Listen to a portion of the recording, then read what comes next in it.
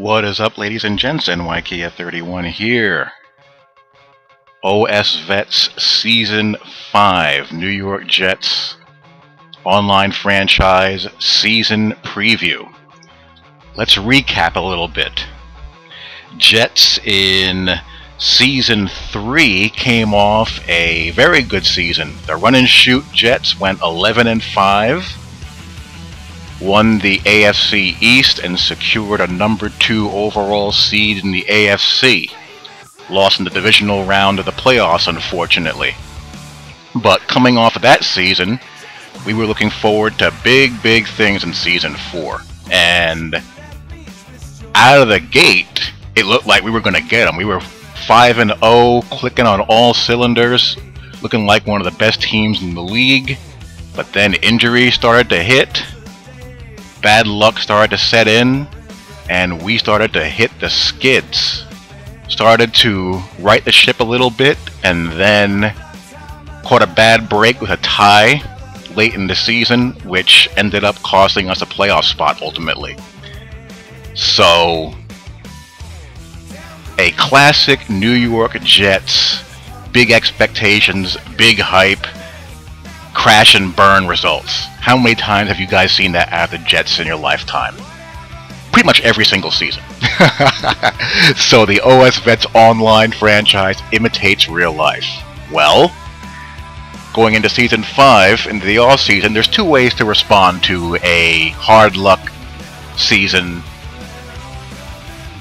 that ended up in a disappointment. You can either just shrug it off, chalk it up as a, run of bad luck that was mostly, a result of a couple of plays here and there that could have gone either way. Or you can rock the boat, shake up things in the old franchise. I chose the latter. I chose to shake things up. So I made quite a few moves. The most drastic move was trading the great Darrelle Revis. I traded him for 3 players. I traded him to the Baltimore Ravens for Aaron Curry, Steven Jackson, and D'Angelo Hall. I traded my rookie hybrid outside linebacker defensive end who generated 12 sacks. I traded him for Brent Grimes. I traded one of my defensive tackles for offensive lineman Mike Roos, and I drafted a corner in the first round. So we put a fresh coat of paint on this sucker. Let's get the stench out of that disappointing season as far away as possible. Now let's begin with the offense. Why are you looking at Mark Sanchez as my quarterback? Couple of reasons. One, the quarterbacks that were going to hit the free agent market, Matt Ryan, Joe Flacco, Eli Manning, Jay Cutler, none of them ever got there. Going forward, I would imagine in Madden 13, we're going to set some ground rules as to how late into the season you can, or when you can start releasing and signing players, but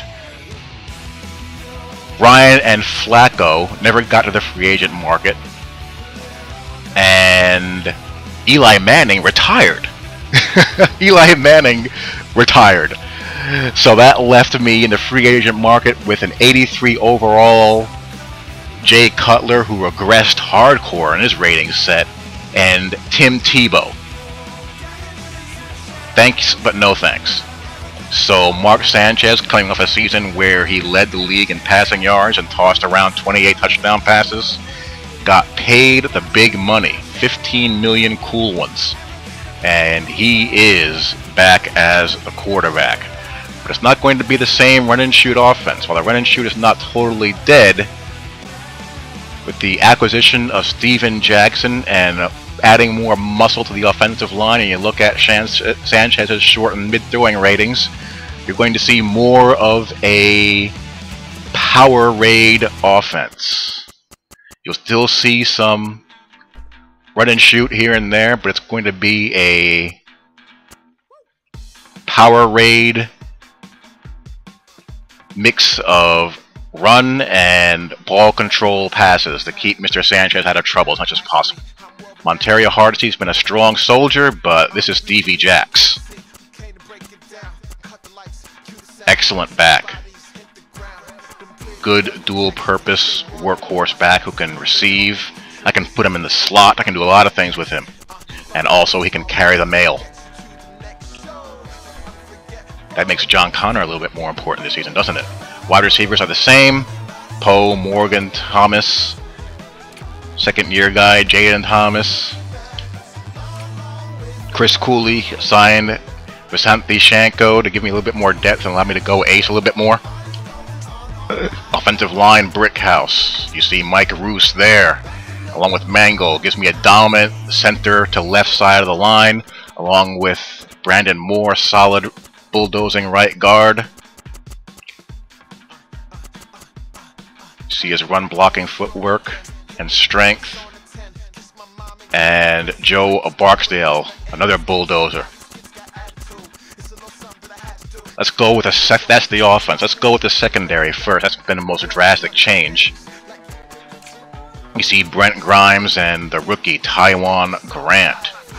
You don't have the dominance of Revis Island, of course, but I play man maybe between 10 and 20% of the time, so it's not really much of a factor. You see man coverage is still pretty solid here, 4 deep, and zone coverage is where I like it. And Grimes has very good hands for corner 71, and so does Grant. You know, last season I was plagued with dropped interceptions, mostly by Kyle Wilson, because Kyle Wilson had a 50 catch rating and was dumb as a box of rocks as far as awareness and play recognition goes.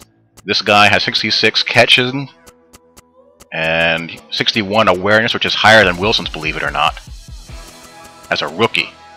And his play recognition is 72. So I should see more production out of that other corner position. D'Angelo Hall goes to free safety, his 85 zone coverage. And 84 catching. Again, gotta catch those INT chances. And my stud free safety goes to strong safety. You see 71 catching. He missed most of the season last season. He got hurt in week 5. And my defense never was quite the same the rest of the season without him. Good hit power to force fumbles and jar balls loose. 88 man coverage when I want to match him up against tight ends. 89 zone coverage. Let's go with the defensive line. Manny Lawson, coming off a 13 sack season, regressed a little bit, but he's still a higher rated overall defensive end than he is a linebacker. 81 overall, good speed rush at 86, 90 agility, 95 acceleration. I drop him into hook zones, he can cover. A little light against the run, as you see with his tackling and hit power and block shed is average, but he has that 86 finesse move.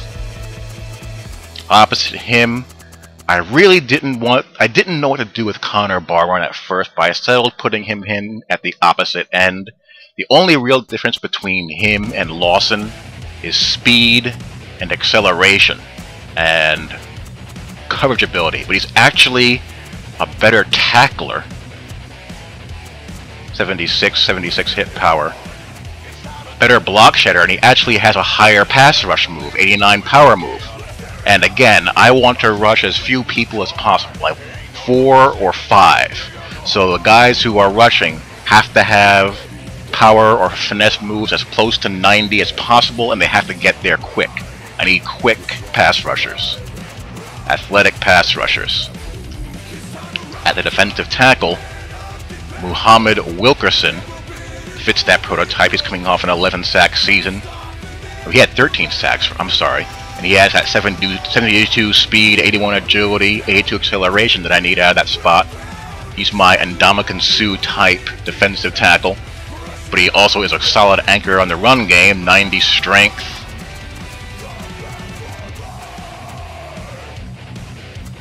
'83 tackle, 92 block shed, and he has that 97 power move. Mike DeVito, he's a so-so pass rusher, but he has that 90 block shed, and he's a sound tackler.